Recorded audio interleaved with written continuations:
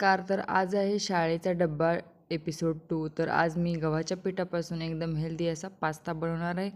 तर या ठिकाणी मी उरलेलं गव्हाचं पिठाचा गोळा घेतलेला आहे. त्याला आपल्याला चपातीप्रमाणे चांगलं व्यवस्थित लाटून घ्यायचं आहे अशा पद्धतीने. त्यानंतर कोणत्याही एका आकाराचा आपल्याला साचा घ्यायचा आहे. या ठिकाणी मी गोल आकाराचा साचा घेतलेला आहे. त्याला अशा पद्धतीने कापून घ्यायचे. तुम्हाला हवा तसा शेप देऊ शकता. तर या ठिकाणी मी अशा पद्धतीने पास्ताचा शेप दिलेला आहे. तर अशाच पद्धतीने सगळे पास्ता आपण बनवून घेऊयात. तर या ठिकाणी मी सगळे पास्ता बनवून घेतलेले आहेत. आता एका पातेल्यामध्ये गरम पाणी ठेवलेलं आहे. पाणी गरम झालेलं आहे. त्यामध्ये 1 चमचा तेल किंवा तूप टाकायचं आहे आणि आपण बनवून घेतलेला पास्ता याला आपल्याला 5 ते 10 मिनटं कमी आचेवरती शिजवून घ्यायचं आहे. जास्त शिजवायचं नाही आहे. जास्त शिजवल्यामुळे हे एकट्टा होऊ शकते. त्यानंतर याला चाळणीने गाळून घ्यायचं आहे, जेणेकरून त्याच्यातले पाणी वेगळं होईल. फोडणी देऊयात. तर फोडणीसाठी 1 चमचा तूप, जिरं, मोहरी आणि 1 बारीक चिरून घेतलेला कांदा टाकायचा आहे. त्याचबरोबर 2-3 लसणाच्या पाकळ्या या ठिकाणी मी कापून घेतलेल्या आहेत.